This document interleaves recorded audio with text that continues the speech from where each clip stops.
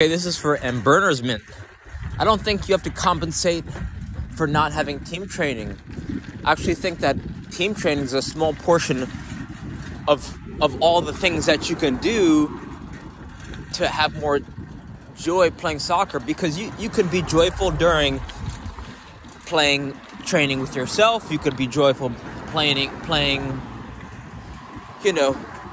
in practices. It's joy playing pickup. So I think it's more about, I think your question might be asking, how do I become a better player in the absence of team training, right? Because in theory you could say, like, okay, the more team trainings I have, the better I'll become.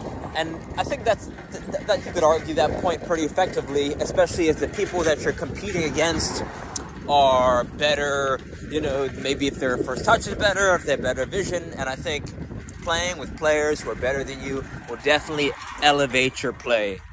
I think I think that's true. But I think you're discounting how good you can get from individual training and training in small groups, right? So small group training, partner training, and or individual training, I think there's infinite, especially if you have some simple tools, I think you can get infinitely better. So I think it's the game.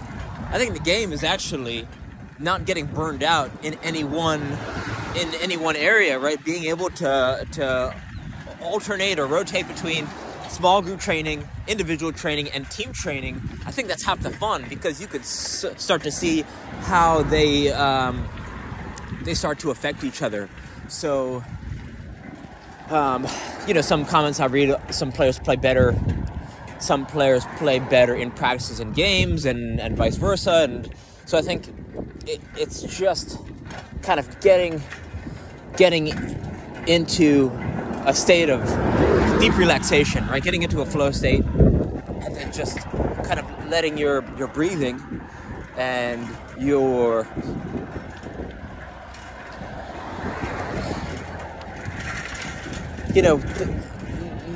most players, especially beginner players, aren't taught the importance of breathing techniques or deep relaxation. And I think that's one thing holding a lot of players back.